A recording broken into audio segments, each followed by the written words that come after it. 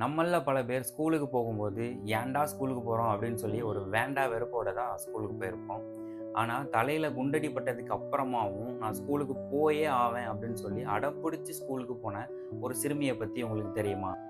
இவங்களுக்கு உலகத்தோட உயரிய விருதான நோபல் பிரைஸ்லாம் கொடுத்தாங்க.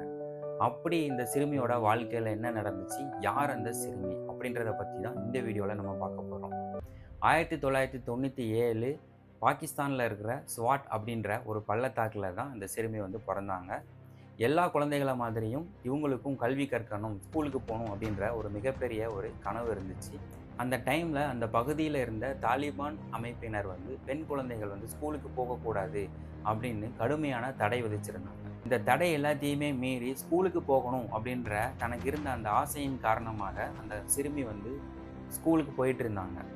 ஸோ இதை பிடிக்காத அந்த தாலிபான் அமைப்பினர் 2012 அக்டோபர் 9 அந்த சிறுமின்னு கூட பார்க்காம அவங்க தலையில் சுட்டுட்டாங்க. இந்த சம்பவத்தை கேள்விப்பட்ட இந்த உலகமே அதிர்ச்சியில் உறைஞ்சி போய் இருந்துச்சு. அந்த சிறுமி ஹாஸ்பிட்டலில் சிகிச்சை எடுத்துகிட்டு இருந்தப்ப இந்த உலகத்தோட ஒட்டுமொத்த பிரார்த்தனையும் ஒன்றா தான் இருந்துச்சு. அந்த சிறுமி இந்த மீளா துயர்லேருந்து மீண்டு வரணும் அப்படின்றது தான்.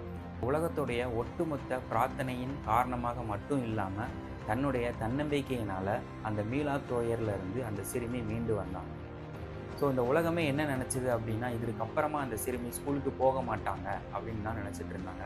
ஆனால் அது எல்லாத்தையுமே மீறி எந்த விதமான தயக்கமும் இல்லாமல், பயமும் இல்லாமல் அந்த குழந்தை மீண்டும் கல்வி கற்பதற்கு ஸ்கூலுக்கு போனாங்க.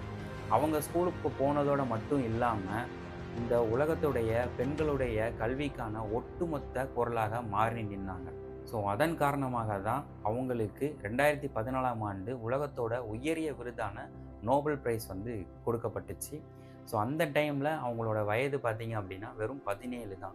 உலகத்திலேயே மிகவும் இளம் வயதில் நோபல் பிரைஸ் வாங்கினவங்களும் அந்த சிறுமி தான். இந்த உலகத்தை கல்வியால் மட்டும்தான் மாற்ற முடியும் அப்படின்றதுக்கு ஒரு மிகப்பெரிய உதாரணமாக மாறி நின்னாங்க அந்த சிறுமி. ஸோ அந்த சிறுமி வேறு யாரும் இல்லை, மலாலா யூசப்சாய்.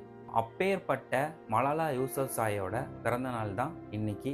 யார் யாருக்கெல்லாமோ வாழ்த்து சொல்கிறோம், அவங்களையும் வாழ்த்தலாமே ஃப்ரெண்ட்ஸ். அவங்கள வாழ்த்திட்டு இந்த வீடியோவையும் நம்ம பேஜையும் ஃபாலோ பண்ணுறதுக்கு மறந்துடாதீங்க. ஸோ மீண்டும் உங்களை வேறொரு பதிவில் சந்திக்கிறேன். நன்றி.